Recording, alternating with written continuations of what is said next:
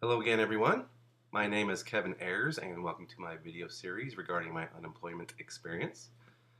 So far in this series, we have discussed a higher level overview of my unemployment brainstorming, considered the basic stages of loss and the concept of ambiguous loss, how meaning can be derived from your employment, creating your story about your unemployment that you can share with others. I gave 3 suggestions for taking action when you felt overwhelmed, and I also covered the travel path on the last video.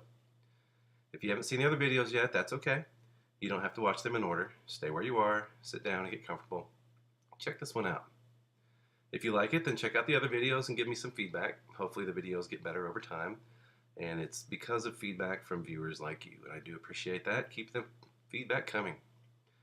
This week the quote comes from Ashton Kutcher, who says, "The scruffier your beard, the sharper you need to dress," end quote. And a note about my beard: if you have known me for 7 years or less, this is the first time you will have seen me with a clean-shaven face. There's a reason why. See, sometimes it's a question of what you're willing to sacrifice in order to get the job you're applying for. I have had applicants choose not to work for my company somewhere, that they were applying because they had to, number one, they had to wake up too early. They had to wear a uniform of some sort or a name badge. Some people can't get past the name badge.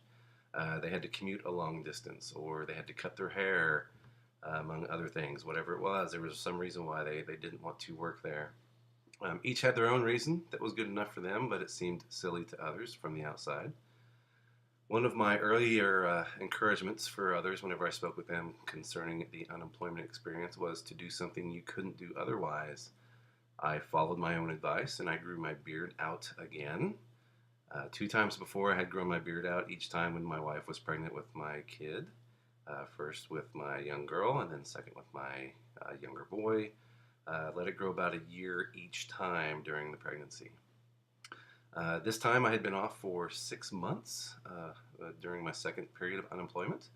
I was working a lot outside in the cold weather, so I kind of had a superficial reason to keep it going on. Even in the hot weather, the beard will keep you cooler. It'll keep the sun off of you and keep it off your neck and your face, which tends to get redder than other parts of your skin. I will tell you that the 6-month mark in growing a beard is when it naturally looks the best, I think. After that, it starts to want to do its own thing and kind of just go out and explore its own world. When I finally got a job interview for the current company I'm in process with, I really wanted to impress them, though. I decided on my own to trim up my beard somewhat close. I didn't shave it. That way I didn't have to shave it completely and could keep it. That way it wasn't hiding my tie. Also, I'm guessing that it does make one look more employable and professional. Let me know if you agree or disagree with that last statement. It seems like a beard is becoming more acceptable now, and it's just so commonplace that unless there's a reason to have to shave it, it's not that big of a deal. Does it depend on the industry or the position or something else? I don't know. In all the interviews that I've conducted, the presence or absence of a beard did not really translate well into how the employee would do on the job. However, if it was for an employer that did have a strict dress code regarding facial hair, then it would become an issue. I'm glad I did trim my beard because one of the first questions in the interview process, even after I trimmed it really close, was, "So how attached are you to the beard?"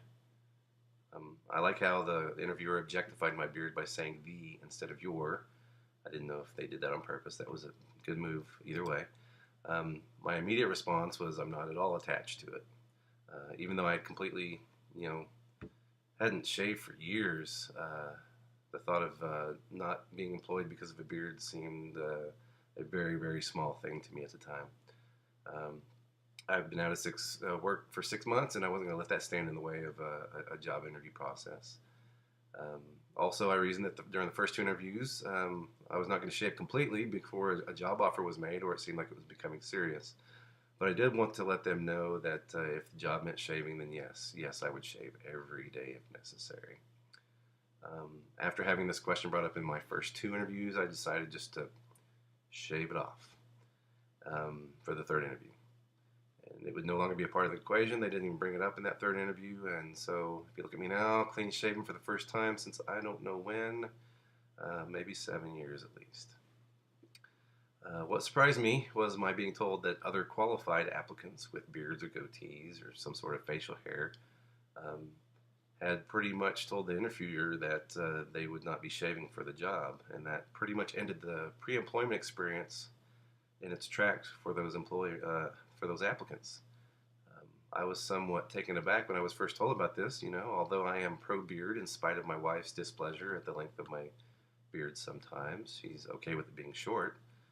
Um, let's just say that my wife was overjoyed when she learned that I would have to be clean shaven every day.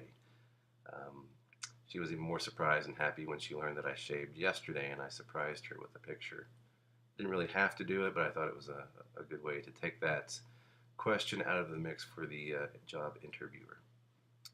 This specific employer had a very good reason for employees having to shave and remain clean shaven on a daily basis in order to perform some of the job duties for frontline employees, frontline managers, and branch managers. It calls for wearing protective masks, and the masks would be rendered useless with a beard or facial hair with the inability to make a proper seal. Regardless of this additional job specific knowledge, some of the applicants apparently still refused and walked away from what seems to be a very good job.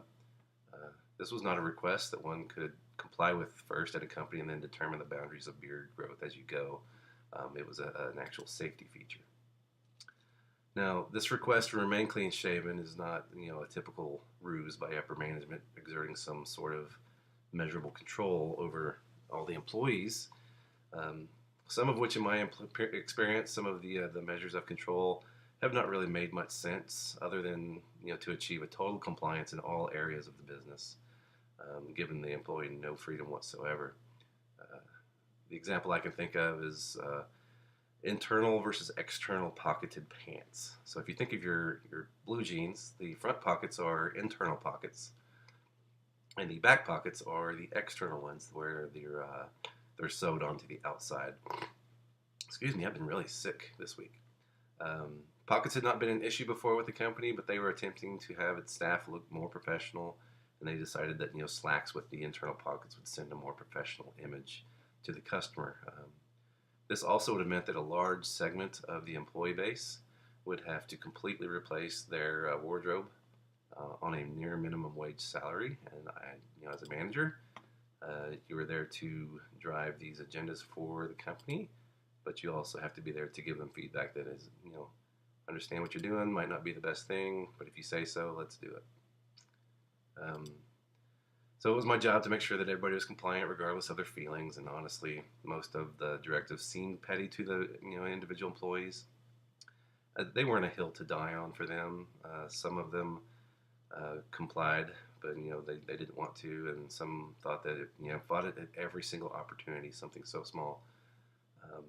Eventually, the internal pocket initiative, it did not last for long. It was not crucial for conducting the job description, so eventually it went away with all of the fervor. The issue with the beard for this employer is different, though. For now, let me know your thoughts on today's topic. Are there any non-negotiable things that you have regarding employment that others might seem silly to refuse? If so, let me know. I've thought of things such as the length of one's hair, or having to wear a hat, or not being able to wear a hat, or whatever it is. Reach out and let me know. When all this gets posted, feel free to speak your minds in the comments section down below, and send me a text message if you really know me, or send me an email. Give me a thumbs up if you liked what you've seen and heard. Subscribe and ring the bell so that when you'll be notified of new videos when they get posted. Take care, everybody, and I hope to see you next time. And hopefully I will be over this sickness soon, because I was about to sneeze just a few moments ago, but I held it together. Yes, I did. Have a great weekend, and see you next time.